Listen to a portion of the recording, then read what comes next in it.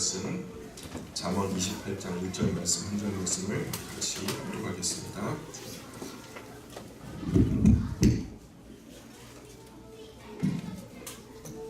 같이 읽습니다. 시작. 악인은 쫓아오는 자가 없어도 도망하나 의인은 사자같이 담대하리라. 아멘. 우리 전우자고 계신 분들 인사할까요? 사랑합니다. 축복합니다. 사랑합니다. 축복합니다. 사랑합니다. 축복합니다. 일반적으로 세상의 다른 종교들에게 볼 수 있는 구원이라고 하는 구원과는 선한 일들을 많이 하고 또 살면서 또 악한 일들도 하잖아요. 그래서 저울에 달아가지고 선한 일을 많이 하고 악한 일도 많이 했는데 그게 악한 일보다 선한 일이 많으면 좀 구원에 합당한 그런 모습으로 보여질 때가 많거든요. 우리가 잘 알고 있는 기독교와 비슷한 이름을 가지고 있는 뭐 천주교도 그렇고요. 공로주의적인 사관이라고 해요. 불교도 그렇고 이슬람교도 그렇고 대부분의 지구상에 있는 모든 종교가 공로주의적인 사관을 표방하고 있어요. 근데 우리 기독교는 좀 다릅니다. 성경이 말씀하는 구원은 하나님께로 돌아오는 거예요. 하나님께로 돌아오는 것이 구원이래요. 탕자에 비유해서 우리가 잘 알 수 있는 거죠. 구약에서도 계속해서 한 가지로 말씀하는 것이 선지자들을 보내고 수많은 종들을 보내고 또 하나님의 자녀, 하나님의 백성들을 희생시키면서까지 우리에게 말씀하시는 것은 떠나갔던 그 자리로 돌아오라는 거예요. 원래 하나님이 인간을 지으셨고 하나님과 인간의 아름다운 교제와 깊은 사랑 가운데 하나 되어지는 그런 복된 자리가 에덴 동산이었는데 그렇게 영원토록 영생복락을 누리는 것이 인간과 하나님의 실존이었는데 우리가 그 하나님 앞에서 약속을 저버리고 멀어지고 또 떠나가고 그래서 떠나가니까 등을 돌리고 앉으니까 좀 미워지니까 패역하게 되고 하나님을 욕하고 오히려 하나님 가까이 있는 사람들을 하나님 가까이 하는 사람들을 핍박하고 또 어렵게 하고 하는 일들로 패역이 이루어지게 된 거죠. 인류 역사가 그런 모양으로 하나님으로부터 멀어지게 된 거죠. 결국 그 아들을 이 땅에 보내시면서 아들을 선대하지 않을까 해서 희생양으로 대속의 죽음을 죽게 하시죠. 그 대속의 죽음을 이후에 초림하신 예수님과 더불어서 재림하신 예수님 그때까지 그 사이의 기간을 특별한 은혜, 유예 기간이다라고 볼 수 있는 거죠. 돌아오라는 거예요. 원래 돌아오는 그에게는 약속하신 구원의 은혜를 주시지만 돌아오지 않는 이에게는 구원의 은혜가 주어질 수가 없어요. 자기의 자유로운 의지로 떠나간 그 자리로 돌아오지 않는 것은요. 탕자가 타락한 그 자리, 엉망이 되어진 그 자리에 가만히 있었다면 어떻게 됐을까요? 돼지가 먹는 쥐염 열매로도 배를 채우지 못하는 그런 형편으로 계속 전락했을 거예요. 그래도 계속 주저앉아 있었으면 아마도 객사했을 거예요. 예? 외지에서 먼 고향에서 멀어진 그곳에서 죽어버렸을 거란 말이죠. 우리 인간의 실존이 그런 거죠. 하나님으로부터 멀어지면 결국 우리의 영혼이 육체와 영혼이 멀어지는 것을 떨어지는 것을 1차 죽음이라 하고 하나님과 우리의 영혼이 떨어진 것을 2차 죽음이라 하죠. 결국 하나님과 우리가 분리됨으로 인해서 2차 죽음을 맞게 될 거예요. 그것이 바로 천국과 지옥을 가늠하는 심판주 예수님의 마지막 사역이라는 거죠. 그 전에 우리가 주님께로 돌아오는 것이 구원이다. 성경이 말씀하는 구원은 그겁니다. 주님께로 돌아오는 거예요. 우리가 돌아와서 우리가 그냥 돌아왔으니까 막 살아도 된다, 뭐 선한 일 안 해도 된다가 아니라 돌아온 사람들은 삶이 다르죠. 다른 삶에 대한 이야기를 하는 것이 성경이 또한 우리에게 가르쳐준 율법 아니겠습니까? 하나님의 말씀대로 살아가는 사람들, 하나님의 교훈을 받으며 하나님이 때로는 잘못한 것에 대해서 야단도 치고, 그죠? 이런 것들을 교훈과 책망과 바르게 함과 의로 교육하기에 유익한 것이 하나님 말씀이라고 그러잖아요. 우리의 능력은 주님께로 돌아오는 거예요. 지난 한 주간도 굉장히 우리가 잘못 살았잖아요. 그죠? 부끄러운 것도 많고 그러는데도 불구하고 하나님이 우리 보고 야, 너 얼굴 두껍다, 좀 뻔뻔하다. 소용없어요. 우리가 살려면 어쩔 수 없다고요. 하나님 뭐라고 하셔도 박대하셔도 천부의 의지 없어서 손들고 옵니다. 그거잖아요. 그죠? 우리의 능력이에요. 주님께로 돌아오는 거.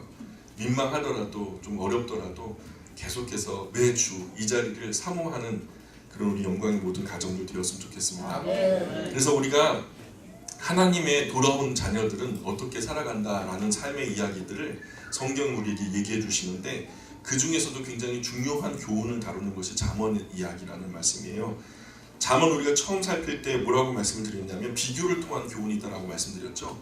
비교를 통한 그 마샬이라고 하는 그 문학 자체가 이 A와 B를 비교해서 이것과 저것 사이에서 무엇이 더 나은 삶인가를 비교해 주는 거예요.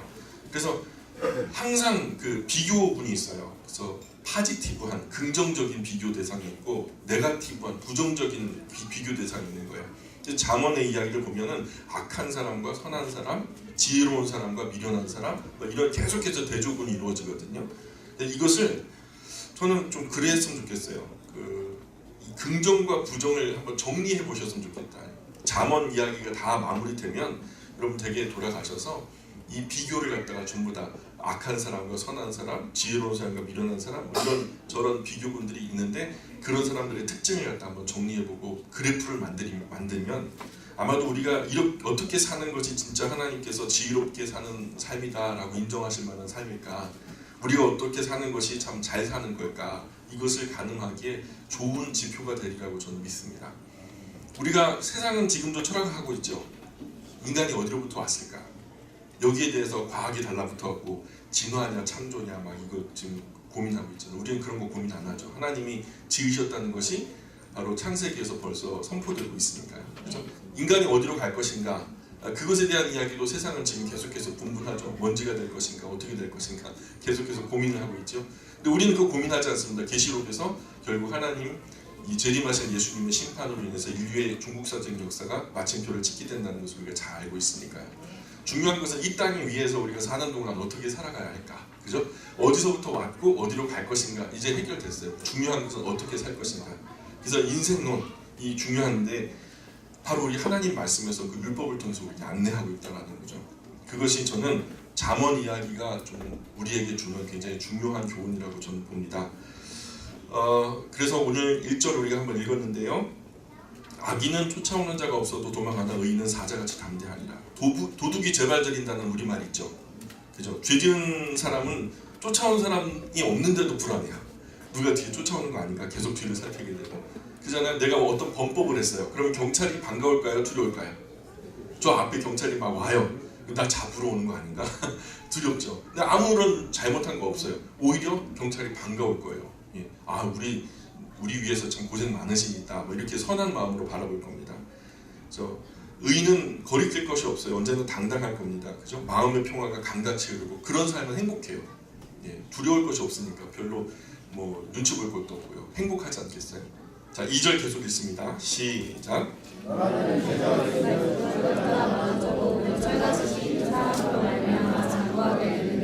예, 위정자들이 나라의 일을 잘못 보면 자신들의 본분을 망각하고 나라를 잘못 다스리게 되면 나라 안에서도 막 의견이 분분하겠죠. 심지어는 막 인터넷상에서도 댓글이 막 난리가 날 테고 왜 이렇게 통치를 하냐, 왜 이렇게 리더를 하냐 하면서 주관자가 똑똑하게 정치를 못하면요 수많은 백성들이 밑에서 얘기를 하는 거예요. 왜 당신 그렇게밖에 못하냐고. 위정자들이 하나님 두려워하고 백성 두려워하면서 바른 본질로 나라를 잘 섬기면 그 누구도 뭐라고 시비를 걸 생각 못해요. 누가 뭐라고 시비를 걸잖아요. 왜 잘하고 있는 사람을 갖다가 어렵게 하는 거야 하면서 오히려 그 나라를 향해서 욕하는 사람들 갖다가 뭐라고 하겠죠. 그런 나라의 평화와 안녕이 오래 갈 것입니다. 정말로 하나님을 두려워하고 백성을 정말 어려워하면서 그렇게 본질적으로 바르게 통치하는 사람들이 참 필요한 시절이 오늘 우리의 시절이 아닌가라는 생각이 들어요. 그죠? 우리가 그냥 그런 사람들이 필요하다는 것으로 끝나면 아무 의미 없겠죠. 그리스도인들이 그런 지도자가 나오기를 위해서 현재 지도자도 변화시켜 주시고 앞으로 뽑히게 되어지는 지도자들도 그런 지도자가 되기를 위해서 늘 이 나라의 위정자들을 위해서 통치자들을 위해서 기도해야 할 의무가 우리에게 있다고 저는 믿습니다. 3절 계속해서 읽겠습니다. 3절 시작.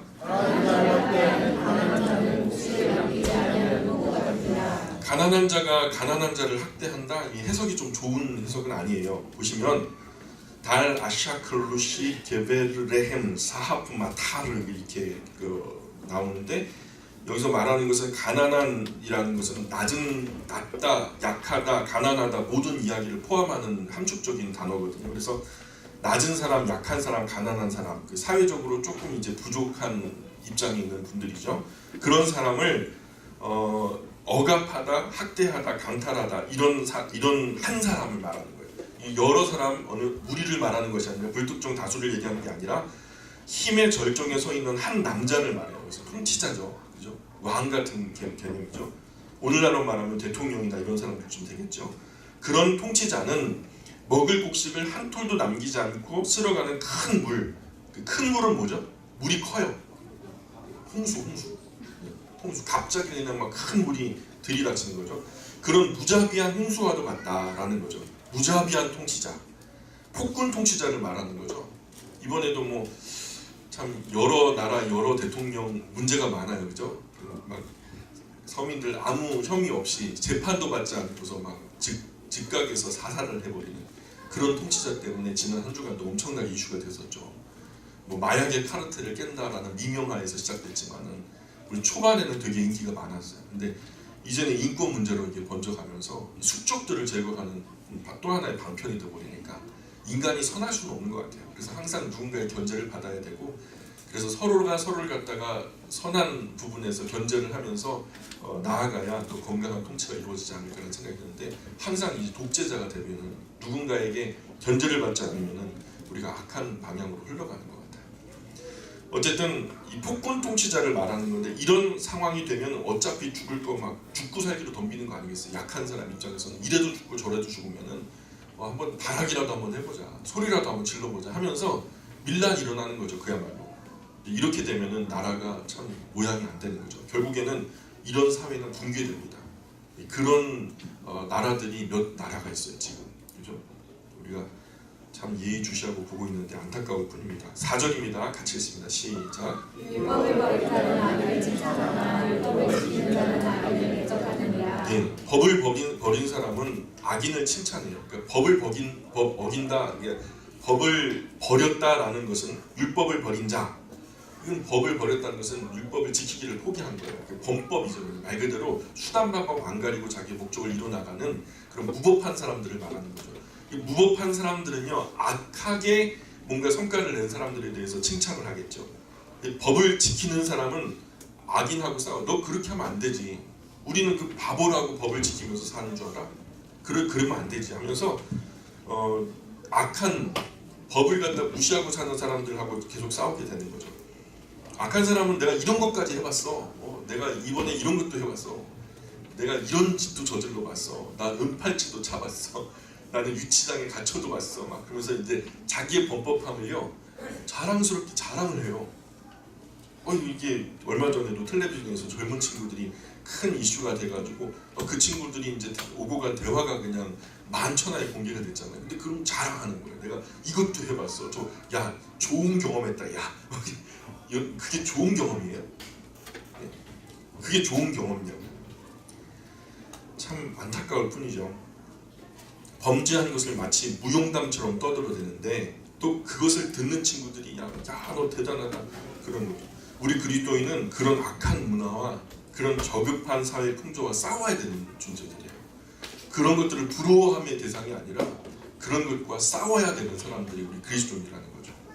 자, 5절 계속 읽습니다. 시작. 악인은 정의를 깨닫지 못하나 여호와를 찾는 자는 모든 것을 깨닫느니라. 예, 이것이 자문의 가장 중요한 원리가 아닐까 생각해요. 우리가 정말 하나님을 경외함으로 하나님을 찾으면 그저 이게 찾는다는 게 하나님께로 돌아오는 거 아니겠어요? 이게 구원의 능력인데, 하나님께서 하나님을 찾는 자에게는 뭘 주시냐면 지혜를 주셔요. 밝은 해안을 주세요. 과거 내가 잘못 살았던 삶을 되돌아볼 수 있는 눈도 주시고, 앞으로 어떻게 살아야 복되게 살까에 대한 선한 해안, 그죠? 지혜로운 눈도 주시죠. 그러나 악한 사람은 사람이 마땅한 길도 깨닫지 못해요. 사람으로서 그러면 안 되는 건데, 그죠? 악한 사람은 인간다움 또는 인격적인 또 양심적인 이런 말과는 좀 거리가 멀어요. 도저히 사람으로서는 해서는 안 되는 일들에 대해서 뭐 아무런 거침도 없고 어떤 의식도 없이 그것을 선을 넘어가는 것을 두려워하지 않아요. 하나님 말씀을 늘 묵상하는 사람은 계속 하나님의 말씀과 세상 사이에서 비교하면서 어느 것이 옳은지 어느 것이 그른지를 분별하려고 애를 씁니다. 그래서 하나님께로 돌아오게 되는 사람들이 가장 먼저 갖게 되는 것은 분별력의 눈이에요. 먼저는 진위를 따지죠. 진짜와 거짓 위자, 그죠? 거짓말을 따지죠. 진위, 선악, 잘 아시죠? 미추, 아름다운 것과 추한 것. 이 기준이 많이 엉클어지는 세상에 우리가 살고 있어요. 그럼에도 불구하고 하나님이 말씀하시는 아름답다라고 하는 그 미추의 기준을 우리가 잘 인식해야 될 줄 믿습니다. 허실, 헛된 것과 알찬 것, 그죠? 성소, 선후, 경중, 정오, 본말, 공사 이런 것들이 하나님의 말씀을 열심히 읽고 묵상하며 그 음성 듣기를 원하는, 하나님 보좌 앞에 앉아서 매일매일 더 가까이 다가앉기를 원하는 사람들은요, 이런 분별력들이 눈에 생기는 것이죠. 그래서 그런 지혜가 있어서 하나님 경외하는 사람들은 점점 그 정신에 질서가 세워지고 아주 처음에는 흐릿했다가 나중에는 선명해지면서 정말로 이것은 넘어가면 안 돼. 이것은 내가 이 쾌락 때문에, 이 유익 때문에 넘어가도 일반 사람들은 별로 크게 문제가 안 되는데 하나님의 자녀들은 이것을 넘어가는 순간 얻는 것보다 잃는 것이 많다는 것을 선명하게 깨닫게 되는 거죠. 그래서 있을 곳에 있고 행할 것을 행하고 마땅히 사람으로서 또 하나님의 자녀로서 그리스도인으로서 부끄러움이 없는 모습으로 살아가게 되면서, 그렇게 되면 어떻게 될까요? 마음이 좀 평화로워지지 않겠어요? 그죠? 영혼의 깊은 강처럼 흐르는 평화가 넘쳐나죠. 마음이 평화로우면 행복하죠. 그죠? 마음이 평안하니까 스트레스가 없어요. 스트레스가 없으면 어떻게 되죠? 만병의 근원이 스트레스잖아요. 그죠? 그러면 스트레스가 없어지니까 몸도 건강하게 되겠죠. 그래서 악인은 정의를 깨닫지 못하지만 여호와를 찾는 자는 모든 것을 깨닫게 된다. 이렇게 말씀하는 거죠. 그래서 몸도 우리의 정신도 영혼도 하나님 말씀 가까이 하게 되면 결국은 회복되게 돼 있어요. 그죠? 유대인들은 개인적으로 좋아하지 않아요. 제가 개인적으로 좋아하는 사람은 따로 있습니다. 근데 유대인들이 솔직히 좀 부럽기는 해요. 그 영향력이 부럽지 않습니까? 0.2% 세계 인구의 0.2%밖에 되지 않는 그런 사람들이 세상의 모든 어떤 흐름들을 갖다가 좌지우지하거든요. 제가 생각하는 그 엄청난 그 영향력의 이유는 제 생각이에요. 그 사람들이 그 세계적으로 그렇게 엄청난 영향력을 손에 잡고서 그냥 세상의 모든 정세를 갖다 흔드는 그런 능력이 어디서부터 나오느냐. 저는 그 사람들이 어려서부터 하나님의 말씀을 열심히 공부하는 것에 그 이유가 있다고 저는 믿어요.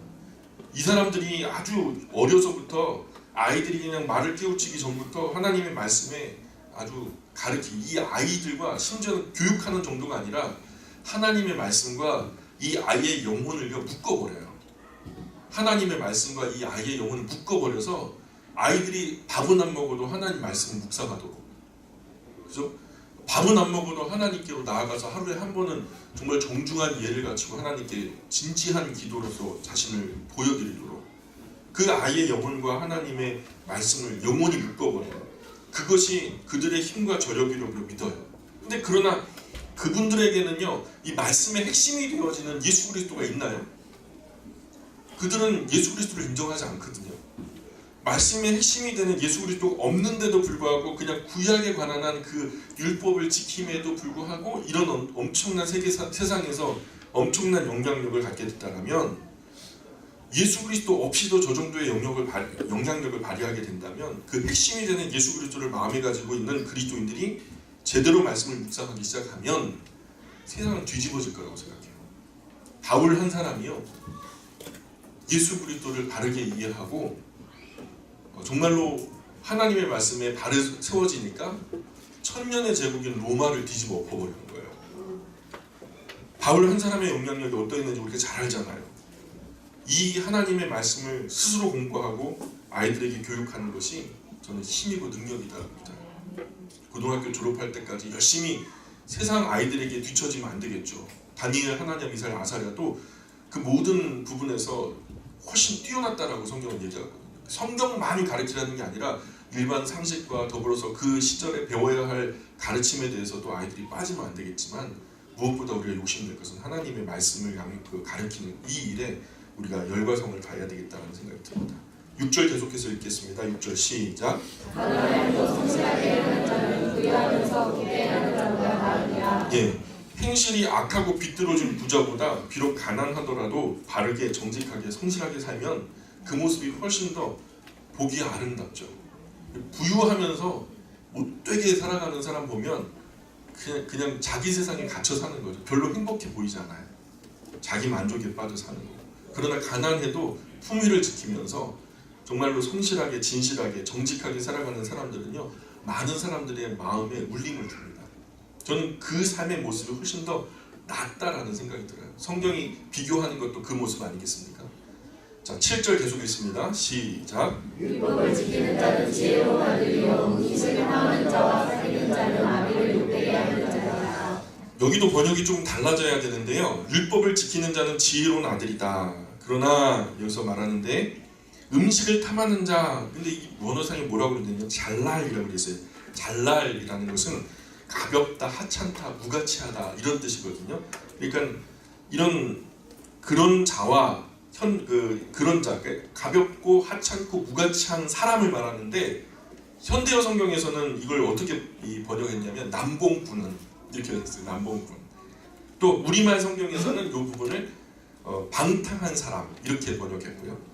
쉬운 성경에서는 불량배 이렇게 해석했어요.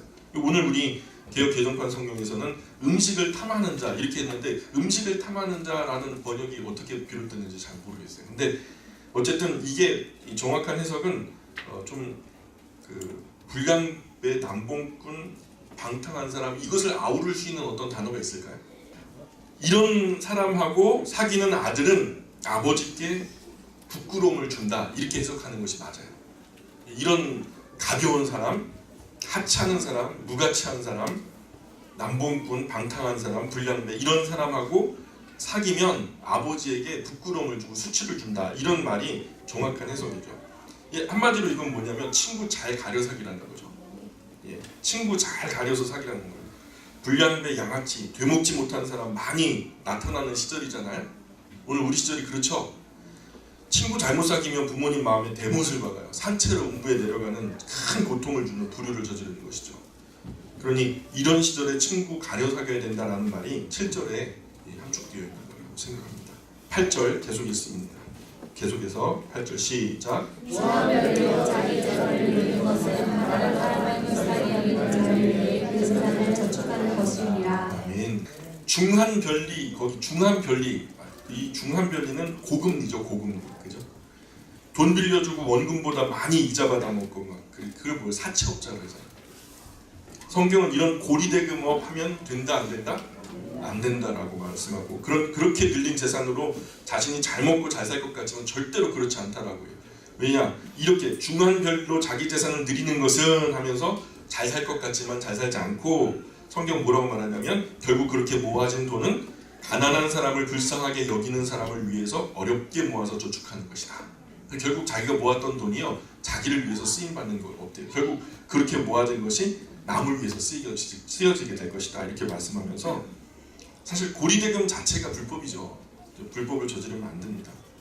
우리가 그런 사업을 해서도 안 되고 그런 사업을 통해서 우리가 돈을 빌리지도 말아야 돼요. 자, 9절 계속 읽습니다. 시작. 하나님 기름을 율법을 묻지 않으면 기회도 받으느니라. 정말 중요한 원리죠. 우리가 기도에 대해서 오해를 많이 하고 있는데 성경이 말씀하지 않는 기도를 한국교회 현상에서 너무 많이 또 너무 원칙에서 벗어난 기도를 하는 경우들을 많이 만나게 됩니다. 하나님 말씀이 전제되지 않는 기도의 모습들이 우리에게서 많이 보여요. 그런 기도는 하나님 보실 때 가증한 기도거든요. 하나님 말씀 펴보지도 않고 읽어보지도 않고 하나님이 어떤 분인지 알지도 못하면서 하나님께서 어떤 일을 하셨는지 알려고도 하지 않아요. 하나님이 어떤 분인지 내가 구하는 그 대상이 어떤 분인지도 알지 못하면서 그분이 어떤 일을 하셨는지 그분의 성품이 어떤지 알지도 못하면서 그분께 계속해서 그냥 목이 쉴 정도로 기도하고 소나무 뿌리가 뽑힐 때까지 기도하거든요. 그러면 목이 쉴 만큼 잘못 기도하는 것이고 소나무 뿌리 뽑힐 만큼 잘못 기도하는 것이죠. 하나님을 향한 기도도 성경이 가르치는 거룩한 모습으로 이 구별된 모습으로 기도가 이루어져야 돼요.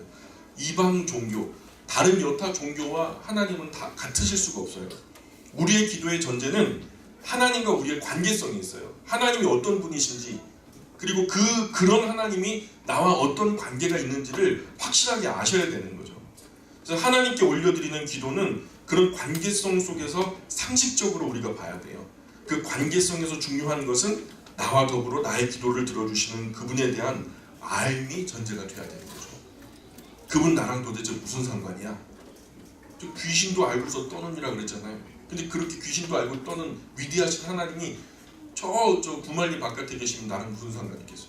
그 하나님이 나랑 어떤 관계가 있는가? 그게 더 중요하지 않겠어요? 그래서 그분이 어떤 분인지를 바르게 알고 바른 관계에 들어가야 바른 기도를 시작할 수 있는 거예요. 하늘에 계신 우리 아버지, 그죠? 예수님께서도 먼저 관계를 짚어주시죠, 그죠? 우리는 하나님 말씀 안 들으면서 하나님 그냥 아무 말씀하지 마세요. 66건 다 이렇게 해놨는데 그 말도 많으시네 참. 내 말을 좀 들어보세요. 그래서 하나님 입은 딱 맞고 자기 얘기만 하는 거예요. 예. 인격적인 기도가 아니잖아요. 상식적으로 봐도 누가 먼저 말해요? 어른이 먼저 말해요? 아래 사람이 먼저 말해요?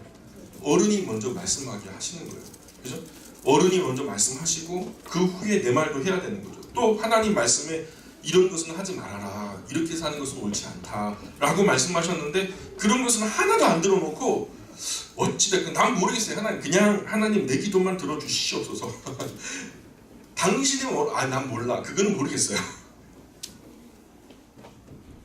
이 무슨 이기적인 경우예요. 인격적이지 못한 기도잖아요. 이런 기도가 경우 없는 기도라는 거예요. 이런 기도는 하나님 보시기에 가증스러운 기도라는 거예요. 내 욕심만 가득해요. 그거 순서대로 보따리 클러놓는 것을 기도라고 착각하는 사람들이 얼마나 많은지 몰라요. 이런 의미에서 상식적인 눈으로 볼 때 우리가 하는 기도 중에 하나님 보시기에 가증스러운 기도가 참 많다라는 거예요.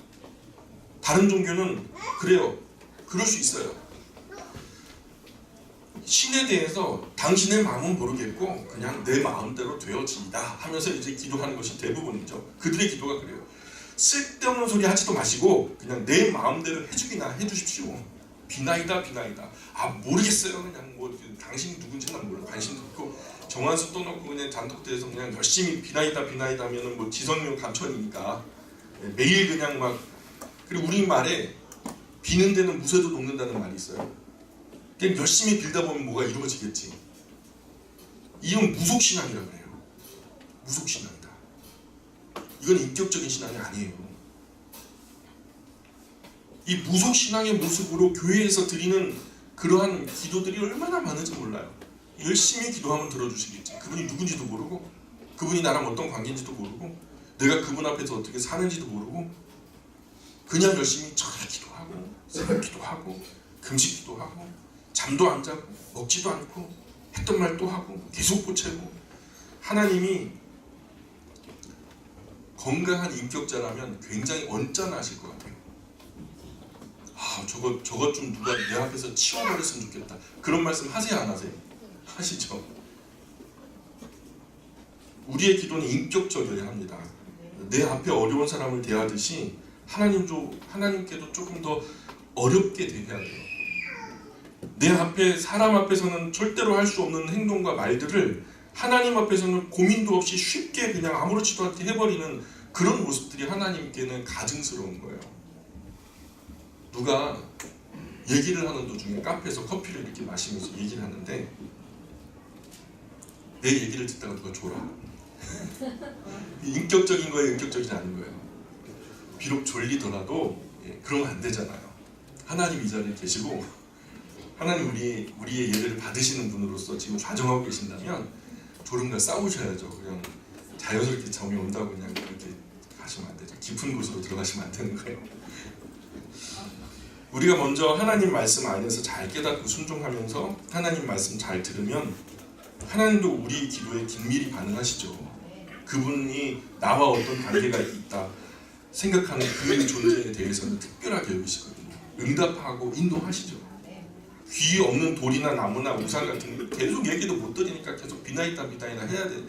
무쇠가 녹아버리든 바위가 닳아버리든 어쨌든 비나이다 비나이다 해야 되니까 그분들은 그렇게 하라고 내버려 두고 우리는 성경적으로 절대로 그렇게 하면 안 되는 사람들이라고요. 하나님은 살아계셔서 인격적으로 관계 있는 사람의 기도는 현재도 진지하게 듣고 계시다는 거죠. 그래서 교회 안에 기도 미신이 많아요. 교회 안에 기도 미신이 많아요. 많은 분들이 그래요. 목사님 무슨 말씀을 그렇게 하십니까? 하나님 말씀에 믿고 구한 것은 다 받은 줄로 알라고 말씀하셨는데, 믿음의 기도는 능력이 많다라고 분명히 말씀하셨는데, 기도 외에는 이런 이유가 나올 수 없다라고 말씀하셨는데 말씀을 무시하는 것입니까? 하면서 막 따져요. 그 앞에는 무슨 말씀 나왔는지 아세요? 그 뒤에는 무슨 말씀이 나왔는지 아시냐고요.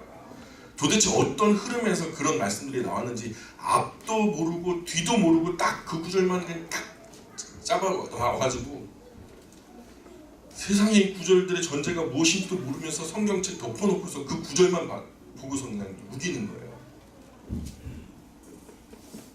이 성경이 말씀하는 기도의 원리를 내가 잘 알아야 돼요. 우리나라 사람들의 피 속에 흐르는 성향 때문에 기도 미신에 빠질 수 있는 가능성이 굉장히 많거든요. 구하고 찾고 두드리면 다 된다. 구하고 찾고 두드리는 것에 대한 전제가 뭔지 아세요? 그거 전후 문맥도 알지 못하고 무슨 말씀을 어떤 흐름에서 하셨는지도 알지도 못하고 그 구절 하나만 딱 빼다가 내 필요를 위해서 끼워 맞추게 하는 거예요. 얼마나 치사한 거예요 이거. 기도에 관한 이야기는 후에 다시 한번 제가 진지하게 풀 수 있는 시간들이 있었으면 좋겠어요. 자, 10절 28장 10절 같이 읽습니다. 시작. 불쌍한 자를 악하게 유혹하는 자는 스스로 자기 함정에 빠져도 성실한 자는 복을 받으리라. 남을 유혹하고 유인해가지고 함정에 빠뜨리는 거예요. 그런 사기꾼들이 많은 시절이죠. 분명한 것은 반드시 그 사람도 자기 함정에 도로 빠진다는 거예요. 그죠? 결국 그 함정에 자신이 빠져가지고 호우적거리는 거예요. 그런 것 개의치 않고 하나님 앞에서 성실하게 진실하게 사는 사람이 복을 얻는다. 예. 스스로 자기 함정에 빠져도 성실한 자는 복을 받느니라 이렇게 말씀하시는 거죠. 11절 계속 읽습니다. 시작. 명철한 자를 지혜롭게 여기라 가난해도 명철한 자는 자기를 살펴하느니라. 예, 그래서 부자가 하늘나라에 들어가기가 상당히 어렵다는 것도 성경이 말씀하고 있죠. 또 게을러서 가난하게 되는 것도 잘못된 것이라는 것을 성경이 말씀하고 있어요. 그런데 바르지 않은 방법으로 부자가 되는 것도 자랑스러운 일은 아니라고 성경이 말씀하는 거죠. 분명한 것은 부자는 조심해야 된다는 거예요. 그 부가 자신의 자존감과 연결돼 가지고 이 부가 나다라고 잘못된 이런 부의 프레임에 빠져버리면 부한 자신과 부하지 못한 다른 이와 비교되면서 그 자존감이 나보다 저 사람은 못해, 나는 대단한 존재고 저 사람은 대단하지 못한 존재야 라는 이런 잘못된 부의 프레임에 빠지면 인격적이지 못한 조직에 빠져버려요. 그래서 갑질 같은 것들이 왜 자꾸만 일어났냐면 이 잘못된 부자의 프레임 때문에 그래요. 내가 가지고 있는 이 재산이 나의 자존감이라고 잘못 연결시켜버렸기 때문에. 그런 부자는요 하나님 앞에서 하등 가치가 없는 부자예요.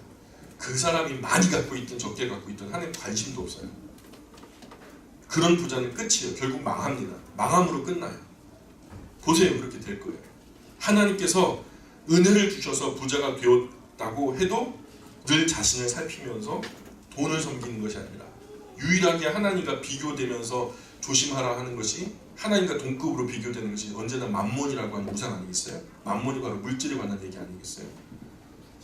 늘 자신을 살피면서 돈을 섬기는 것이 아니라 결국 이 돈을 통해서 돈도 천한 종놈일 뿐이에요. 하나님을 섬기기 위한 도구일 뿐이거든요. 그러니 우리가 결국에는 우리는 최종적으로 하나님을 섬기는 부자가 되어야 된다. 그런 생각을 가지고 성부, 거룩한 부자, 그런 성부의 개념을 가지고 우리가 하나님이 주신 은혜를 마음껏 받아들이게 되면요 하나님께서 아브라함에게 주시는 복, 이삭에게 주시는 복 우리에게 주시지 않겠어요? 그런데 그거 가지고 속된 말로 정말로 속된 말로 후지게 살아가요. 하나님이 주셨다가도 뺐죠. 근데 주는데 그 주변이 다 복을 얻어요. 그 담장에 복이 넘쳐 흘러서 주변에 있는 사람들까지도 거룩한 영향력의 중심에서 흘러나오는 생명수 샘을 얻어먹고 잘 살게 될 뿐만 아니라 영혼도 살게 되어지는 은혜가 있다면 얼마나 아름답겠어요. 아멘. 우리 영광의 모든 가정, 모든 개인들이 그런 거룩한 영향력의 중심에 우뚝 세워지시기를 주님의 이름으로 축원합니다. 12절 죄송합니다. 12절 시작. 의인이 듣게 하면 큰 영화가 있고 악인이 일어나면 사람이 숨으리라. 예. 지금도 아프리카에서 수많은 난민이 나라를 떠나가지고 목숨 걸고 뗏목 통통배 뭐 이런 데다가 목숨 걸고 이렇게 지중해를 건너가고 유럽으로 가려고 해요. 그 나라를 벗어나서 목숨을 걸고 왜 그 어린 아이들 연약한 처자까지 전부 다 때려 싣고 왜 지중해를 건너서 유럽으로 들어가려고 그래요? 그 과정에서 얼마나 많은 수많은 사람들이 지중해에서 수장되고 안타까운 일들이 벌어집니까? 얼마 전에 혹시 뉴스 보셨는지 모르겠는데 배가 그 지중해를 건너는 도중에 큰 풍랑을 만나고 난파된 거예요. 아빠가 살리려고 묻어내를 썼는데 결국엔 배가 빠져서 죽어버렸어요. 아빠도 죽어버려요. 그래서 그 해변으로 그 시신이 밀려와가지고 이 어린 아이예요. 어린 아이가 걷기나 할까? 그 아이의 시체가 해변에 얼굴을 묻고 죽어 있는 것을 이렇게 사진을 찍어가지고 신문에 올린 거죠. 온 세상 사람들이 큰 슬픔에 잠겨 있었죠. 어떤 분은 이런 일을 보면서 야 하나님이 살아계시다면 어떻게 이렇게 하시냐? 진짜 하나님 그런 의미에서 보니까 하나님 없어. 거짓말이야. 너희들 믿는 하나님이 그런 하나님이야? 그러면서 하나님을 욕하거든요. 웃기기도 하나 정말. 하나님이 그랬어요? 그 사람들이 왜 그 나라를 떠나서 뗏목 타고서 왜 유럽으로 건너가려고 해요? 하나님이 뒤에서 본 거예요? 아니 입이 있으면 똑바로 좀 대답 좀 해보세요. 하나님이 그러셨냐고요. 그 나라의 못된 지도자가 죽이네 살리네 하면서 내분해서 자기 수족들 열심히 죽여버리니까 자기도 안 죽겠다고 싸우는 과정에서 결국 국민들이 인간 방패가 돼가지고 죽내사냐 하는데 어떻게 해요? 살라면 떠나야지. 그거 하나님이 하신 거 아니에요. 누가 한 거예요? 인간이 한 거예요. 인간이. 그 어떤 인간이? 악한 인간이 한 거예요. 누구 탓이에요? 인간 탓이에요? 하나님 탓이에요? 입은 삐뚤어졌어도 말은 똑바로 해야 되는 거예요. 왜 일만 있으면 하나님 탓을 합니까? 못된 인간들의 죄성이 그래요. 남 탓하는 게 빠른 거예요. 에덴에서도 그랬어요. 선악과 따먹으니까 하나님 왜 따먹었냐 그러니까 당신 날 만들어준 그 여자가 여자 아니었으면 나 안 넘어지죠. 여자가 더 넌 왜 그랬냐 그랬더니 그 당신이 만든 그 뱀이 그냥 나를 유혹해서 그런 거 아닙니까? 늘 남 탓하는 거죠. 핑계하는 동물이라. 악한 거예요. 죄성의 발로죠. 그 나라 안에서 악한 지도자가 자기 기득권 반대하는 세력 없애려고 거치는 모든 사람들을 죽이고 있어요. 하나님이 악한 것이 아니라 그 나라 위정자가 악한 거예요.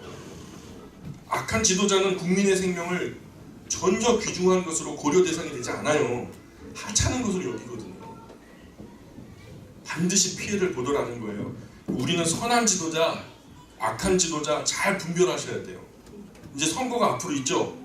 많은 선거도 있을 거예요. 내 한 표가 뭐 어떤 능력이 있을까? 뭐 이렇게 우리가 하찮게 생각하면 하찮아질 수밖에 없어요. 그러나 우리가 옳은 투표를 해야 되겠죠. 바른 분별력을 가지고 바르게 선거하는 우리나라 모든 국민들이 되기를 위해서 우리가 기도하고 우리도 그런 바른 투표, 선거권을 통해서 투표를 해야 우리가 책임감 있는 그리스도인이 되는 것이죠. 그러니까 투표 안 하는 분들 있죠. 그날 노는 날이라 그냥 어디 산으로 놀러 가시는 분들은 정치에서 누가 잘못을 하셔도 절대로 욕하시면 안 돼요. 욕할 자격이 없어요. 자기 권리를 포기했는데, 의무를 포기했는데 무슨 욕할 자격이 있어요. 그죠? 우리가 바른 분별력을 가지고 바른 지도자를 뽑는 그런 일들이 있을 때마다 성실하고 진실하게 우리의 의무를 감당해야 될 줄 믿습니다. 13절 계속했습니다. 시작. 자기의 죄를 숨기는 자는 공평하지 못하나 죄를 정복하고 버리는 자는 불쌍히 여김을 받으리라. 예, 하다못해 작은 나라, 이 작은 나라 주무장관을 뽑는 곳에서도 지금 청문회가 있잖아요. 근데 청문회에서 다 드러나는 거예요. 다 드러나는 거예요. 감추려고 했던 사람은 더 파렴치한이 되는 거예요. 그거 좀 어떻게 그냥 여론을 잠재워 보겠다고 어떻게 그 긴급하게 조치했던 것들이 전부 다 나중에는 더 위선이 돼가지고 당신 같은 사람은 장관 되면 안 돼 하면서 잘리잖아요. 스스로 또 자기가 사퇴하고 감추니까 괘씸죄가 추가돼가지고 국민들이 그를 거절하잖아요. 그러니까 누가 누구라고 말하는 건 아니에요. 주로 그렇잖아요. 여든 야든 간에 주무장관을 갖다가 누군가 이렇게 추천을 해갖고 세우면요, 검증하는 과정에서 항상 흠이 잡히고 티가 잡히잖아요. 바른 대로 말해. 그러면 그럴 때 바른 대로 말하는 것이 신상이 좋습니다. 아멘 합시다. 바른 대로 말해. 그러면은 말 안 하고 버티다가 호미로 막을 거, 가래도 먹었고요. 나중에는 자기의 모든 인생을 전부 다 넣어서도 메꿔지지 않는 틈이 벌어지는 거죠. 그래서 저희가 자기 죄를 고백하면 하나님은 미쁘시고 의로우셔서 그의 죄를 그에게서 옮기시겠다. 마치 동이 서에서 먼 것처럼 이렇게 그 죄가를 도말하시겠다라고 약속하셨거든요. 제일 먼저 그 원리의 첫 번째는요, 우리의 죄를 하나님 앞에 고백하는 거예요. 정직하게, 진실하게. 하나님, 제가 잘못했어요. 이 부분에서 정말 잘못한 것 같아요. 하면서 우리가 제일 먼저 정직한 자신의 죄의 고백이 회복의 기미가 있는 거죠. 근데 내가 잘못하지 않았다라 그러면요, 그 잘못을 입증할 때까지는 아무런 회복이 없는 거죠. 죽을 때까지 내가 그것을 부인하면 죽을 때까지 소망이 없는 거죠. 14절 계속 읽겠습니다. 시작. 항상 경외하는 자는 때로와 마음을 완악하게 하는 자는 재앙에 빠지리라. 마음을 완악하게 해가지고 재앙에 빠진 사람이 있지요. 너는 그 마음을 강팍하게 하지 말라. 계속해서 말씀하셨던. 그런데 누가 계속해서 강팍했죠? 출애굽기 읽어보셨어요? 이집트 왕 파라오가 계속해서 그 마음이 강팍하게 되었더라. 계속 하나님 경고하셨어요. 너 그러면 죽는다. 까불지 마라. 그랬는데 마음을 강팍하게 하지 마라 그러셨는데 그때마다 강팍하게 되었다는 거예요. 마음을, 그 강팍하다라는 것을 번역을 하니까 마음을 완악하게 하다. 마음을 완악하게 하다라는 말과 같은 말이에요. 그래서 강팍하여졌다라고 말씀하는데 결국 그렇게 돼갖고 어떻게 됐어요? 망했잖아요. 출애굽한 백성들 중에서도 마음이 강팍해져서 버림받은 사람들이 많았어요. 그죠? 결국 약속의 땅에 들어가지 못했어요. 광야 가운데서도 계속 강팍해가지고. 세상에서 나와 교회까지 나왔어요. 세상에서 이제 결국에는 하나님 보좌 앞으로 돌아오기까지 했는데 예배당까지 나왔는데 천국에 못 들어가면 얼마나 억울해요. 차라리 세상에서 실컷 즐기다가 그냥 지옥 가는 것이 훨씬 남는 장사 아니겠어요. 그러나 기왕 믿을 바에는 바르게 배워서 성실하게 진실하게 믿어야 되지 않겠어요? 그래야 성경의 말씀대로 천국에 소망이 있는 거 아니겠어요? 마음을 완악하게 하시면 안 돼요. 교회 안에 있으면서 마음을 완악하게 하시면 안 되고, 하나님은요 항상 우리의 마음이 완악할 때 성령께서 은혜를 주시는 것은 마음을 부드럽게 하시는 거예요. 그래서 기경하다라는 말씀으로 표현하시더라고요. 우리의 마음을 갈아엎으세요. 막 때로는 큰 슬픔으로, 때로는 큰 고통으로 우리의 삶 전체를, 우리의 뿌리부터 전 존재를 갖다가 통째로 흔드시고 갈아엎으세요. 그리고서 거기서 다시 시작하세요. 우리의 마음밭을 옥토밭으로 만들어야 그때부터 심겨지는 그 씨앗들이 가치가 있을 테니까. 그럴 때 우리가 완악한 마음 갖지 마시고 주님 앞에 회개하는 마음으로 엎드시기를 주님의 이름으로 축원합니다. 15절입니다. 15절 시작.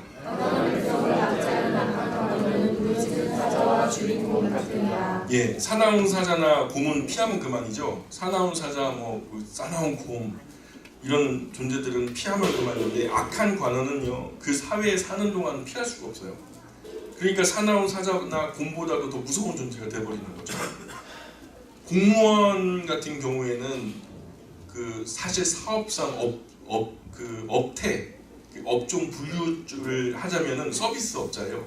한마디로 말해서 대국민 서비스 사업자가 바로 공무원들이에요. 맞습니까? 행정적인 서비스를 국민에게 베푸는 것이 행정부 역할이죠. 그런 것을 행하는 것이 사실 공무원들 아니겠어요? 그럼 국민 앞에 친절해야 돼요? 아니면 막 떽떽거려야 돼요? 친절해야 되죠. 그런 사명감 없으면 공무원 되지 말아야 돼요. 돈 벌려고 공무원 되면 참 서글픈 거예요. 본질을 넘어서서 그 본질적인 공무원은 될 수가 없어요. 그런 마음으로 공무원 된 사람 결국 반드시 매너리즘이 시작되죠. 매너리즘에 빠져버려요. 내가 도대체 뭐 하는 건가 싶고, 그건 본질이 아니라는 거예요. 그렇죠? 16절 계속 있습니다. 시작. 지한지 자는 포악을 크게 행하거니와 하나님을 미워하는 자는 장수하리라. 예, 인간의 건강과 장수를 연구하는 수많은 학자들의 공통된 보고가 있어요. 거기 보니까 많이 먹어도 오래 살지 못한대요. 많이 먹으면 많이 살 것 같잖아요. 많이 먹으면 덜 산대요. 오히려 덜 산대요. 그리고 많이 가진 분들도 오래 살지 못한대요. 그래서 적게 먹고 적게 가지면 오래 살겠죠? 그죠? 왜 그럴까요? 그냥 스트레스가 적은 거예요. 적게 먹으면요, 그 부교감 신경계, 우리가 의식하지 않아도 스스로 일하는 우리 몸 안에 있는 장치들이요, 크게 무리를 하지 않아요. 그러니까 스트레스가 적어지겠죠? 또 가진 것을 막 줄여가지고 적게 가지면요, 그 가진 것에 대해서 신경이 얼마나 많이 가는데요. 이제 적게 가지니까 신경이 덜 가니까 또 정신적으로도 편안하겠죠? 그래서 마음이 편하니까 아마도 좀 스트레스가 적어지면서 더 많이 오래 사는 것이 아닐까. 성경에서도 먹는 것이든 가지는 것이든 욕심이 잉태하면 뭐가 난대요? 욕심이라는 분이요, 잉태를 했어요. 아기를 가졌단 말이에요. 근데 뭐를 잉태했대요? 죄. 그 죄가 응애하고 태어났어요. 죄가 낳았어요. 그럼 그 죄가 장성하면은 뭘 낳는데요? 사망을 낳는데요. 결국에는 욕심으로 잉태되어진 죄라는 놈이, 결국 그 놈이 어느 정도 머리가 크고 그냥 정신 차릴 되면 결국에는 나를 죽여버리는 사망의 원인이 됐다는 거죠. 이 땅에서는 욕심 내려놓고 조금 덜 먹고 좀 적게 가지고 그렇게 청빈하게 사시면 좀 좋을 것 같아요. 필요에 초점을 두고서 명품 같은 거 고집하지 마요. 다른 엄마들 다 가졌단 말이야. 나도 하나 달라고 하면서 그러면은 안 되죠. 세상에 무슨 핸드백이 한 달 월급만이요. 네? 거기에다 뭘 들고 다니는 거지? 비닐봉다리 하나 들고 다녀도 돼요. 그 가방이 그 어머니를 아름답게 하는 것이 아니라 그 어머니가 가방을 아름답게 하는 거예요. 그 정도의 어떤 그 탁월함이 우리 영광교회 어머니들에게 모두 있었으면 좋겠습니다. 아멘. 예. 예. 자, 계속해서 17절입니다. 시작. 사람의 피를 흘린 자는 함정으로 달려갈 것이니 그를 막지 말지니라. 사람이 피를 흘린 자는 누굴까요? 사람의 피를 흘린 자, 살인자를 말하는 거예요. 다른 번역이 뭐라고 나오냐면, 살인한 사람은 사는 동안 도망 다닌다, 이렇게 말해요. 살인한 사람은 사는 동안 도망 다니겠죠. 그런데 도망 다닐 때에도 도망 다니는 사람은 약자잖아요. 아무도 그를 도와주지 않아요. 그 말씀이요. 살인한 사람은 사는 동안 도망 다니는데 아무도 그를 도와주지 않을 것이다. 이 말씀이 이제 다른 번역이에요. 고의성이 없는 과실치상이나 과실치사로 사람을 내가 의도하지 않고 죽였어요. 실수로. 그러면 성경에서도 정상이 참작돼가지고 도피성으로 피할 수 있는 길을 열어주었어요. 그러나 고의적으로 사람을 죽였다면 그 사람은 반드시 대가를 치른대요. 죽던가 아니면은 사는 동안 죽을 만큼 힘들던가, 사는 것이 사는 것 같지 않던가, 죽음만도 못한 삶을 살던가. 그게 살인하면 되겠어요? 안 되겠어요? 안 된다는 거죠. 살인하시면 안 돼요. 18절입니다. 계속 읽습니다. 시작. 성실하게 행하는 자는 구하려 할 것이나 도움을 이루어야 하는 자는 곧 넘어지리라. 특별히 사람이 어려울 때는 엉뚱한 짓을 해요. 패닉에 빠지죠. 뭔가 막 부담이 계속해서 가중되고 압력이 막 강해지면요, 내가 어떻게 해야 될지 몰라요. 그럴 때 가장 사람들이 하는 반응이 약한 부분으로 터져버리거든요. 엉뚱한 짓을 하게 돼요.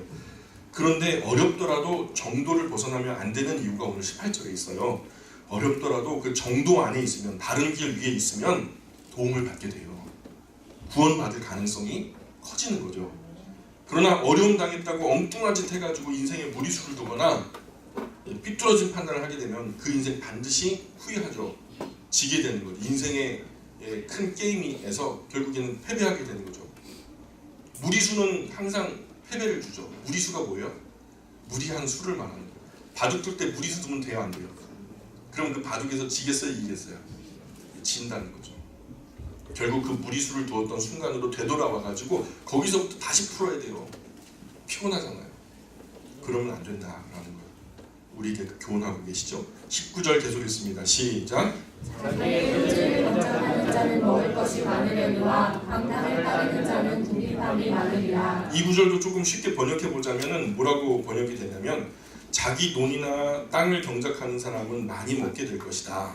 그러나 하면서 공상만 하다가는 공상 레크라고 하는 단어 써 있는데 빈 그죠? 텅 비었다 empty 공허한 헛된 가치 없는 이런 얘기거든요. 그러니까 빈 생각, 공허한 생각, 헛된 생각, 가치 없는 생각만 하다가는 가난하여 먹을 것이 없을 것이다. 이런 말씀이에요. 작은 생각이라도 용기를 내 가지고 지금 당장 실천하는 습관을 가지면 인생의 지금보다는 훨씬 더 알차게 열매 맺을 수 있을 텐데 사람은 거의 똑같아요. 중요한 것은 실천적인 것 같아요. 떠오르는 생각이나 사람의 양심이 일반이라 보는 것, 느껴지는 것도 일반인데 사람이 왜 차이가 생기냐면 실천력인 것 같아요. 그래서 실천력이 실력이더라고요. 따라해 보실까요? 실천력이 실력이다. 실천력이 실력이다. 네, 실천력이 실력인 것 같아요. 자, 20절 계속 읽습니다. 시작.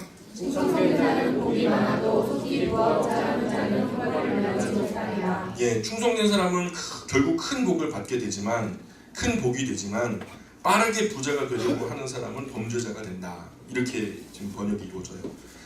하루아침에 성공하려고 하는 우를 범하면 안 되죠. 중요하고 위대한 것일수록 천천하게 꾸준하게 이루어지거든요. 어떤 목사님이 막 엘리야처럼 말이요. 산에 올라가가지고 막 기도를 하는 도중에 하나님께서 번개처럼 자기 머리에다가 은혜를 주셔서 그냥 되는 사람마다 막 치유가 되고 손 대는 사람마다 막 다 잘 되고 막 그렇게 하나님께서 은혜를 부어주셨으면 좋겠다고 막 그러시더라고요. 불의 종이 되고 싶다고. 엘리야처럼 막. 상당히 어지러운 일입니다. 정상적인 목회자가 되려면 학부에서 성실하게 성경 공부해야죠.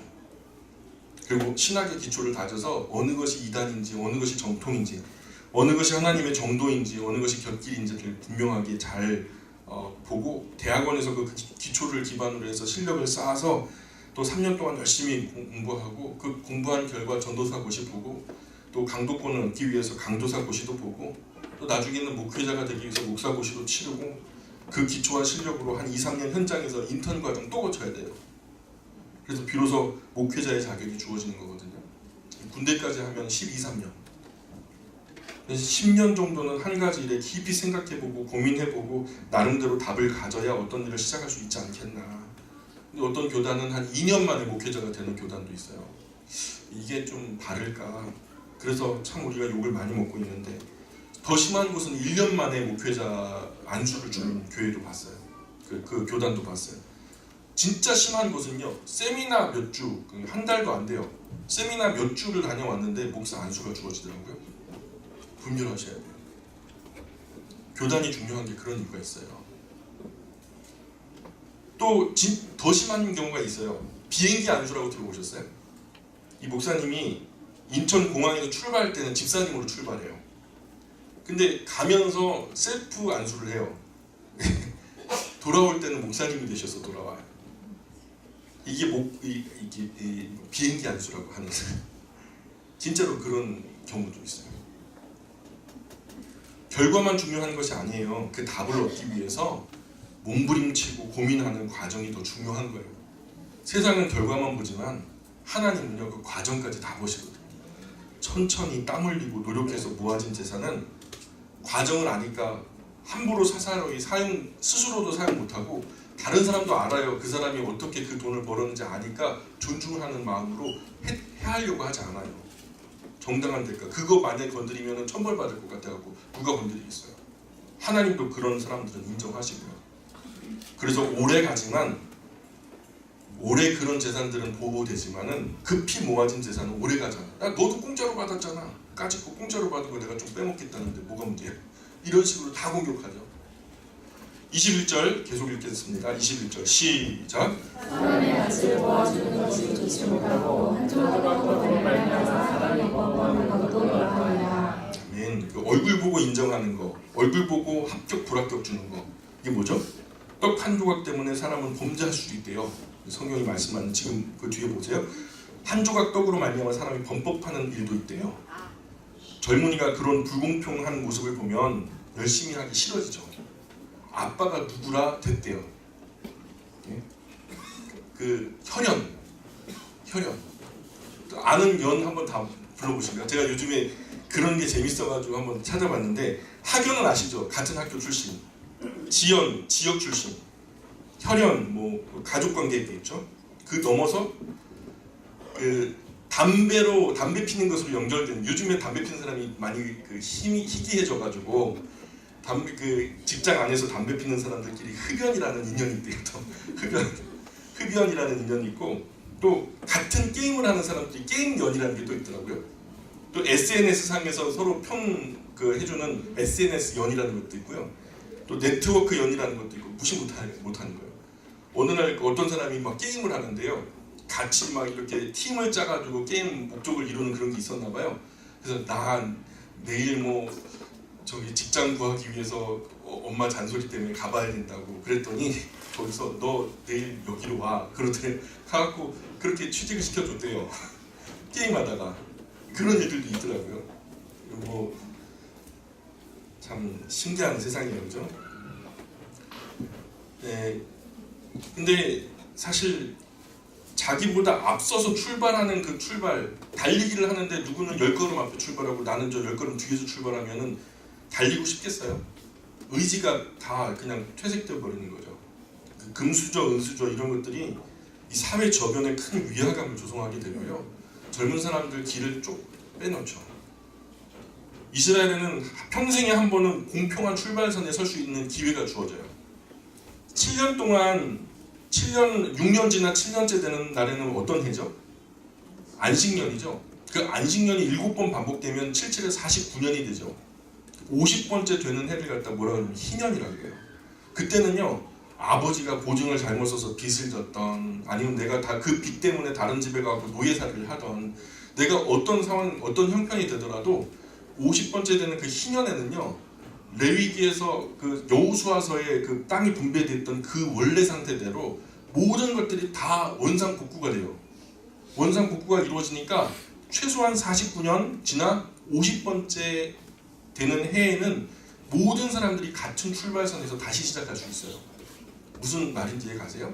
적어도 50년 이상 살면 일생에 한 번 내지는 2번 정도 새로운 기회가 주어진다는 거죠. 그러니 사람들이 아무도 좀 무리수를 둬서 뭐 이렇게 욕심을 내거나 그러지 않죠. 이런 사회는 사회적인 스트레스가 현저하게 감소돼요. 이 희년마다 사회적인 그 프레스가 확 해소가 돼버리니까. 푸시킨이 이런 말을 해요. 삶이 그대를 속일지라도 라는 시를 썼는데 잘 들어보세요. 삶이 그대를 속일지라도 슬퍼하지 말고 노하지 말라. 슬픈 날에는 참고 견디라. 기쁨의 날이 반드시 오리니 마음은 미래에 살고 현재는 언제나 슬픈 것. 모든 것은 한순간 사라지지만 가버린 것은 마음에 소중하리라. 이런 시를 썼어요. 제가 또 가만히 있을 수 있겠습니까? 조금 좀 내용을 달리해서 제가 이렇게 좀 써봤어요. 제목은 세상이 그대를 속일지라도. 어제 많이 들어보셨죠? 예. 슬픈 날에는 세상이 그대를 속일지라도 슬퍼하지 말고 노하지 말라. 슬픈 날에는 기도하고 기쁜 날에는 찬송하라. 하나님께서 그들을 위해 뜻하고 계획하신 복된 날이 반드시 오리니 마음은 미래의 하나님의 나라에 소망하고 현재는 늘 성실하고 진실하라. 세상 이 모든 것은 한순간 사라질 테지만 다가올 그 나라는 영원하리라. 멋지지 않습니까? 제가 저를 칭찬해요.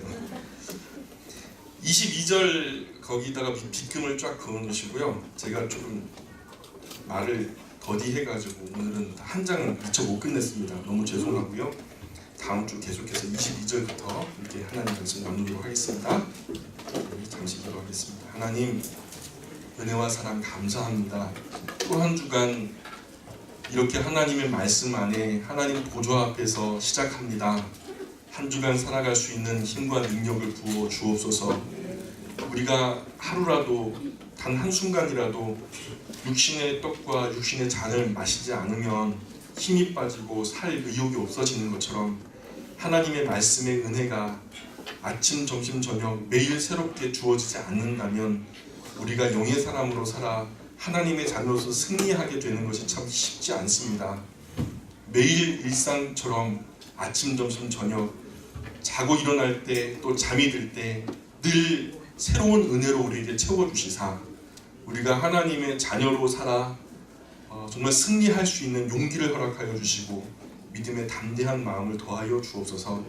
하나님, 그 말씀 앞에 다가가는 것이 주님 부르시는 그날까지 포기되어지지 않도록 주님 앞에 늘 돌아오는 이 훈련, 매일매일 반복되어지는 복된 훈련 될 수 있도록 도와주옵소서.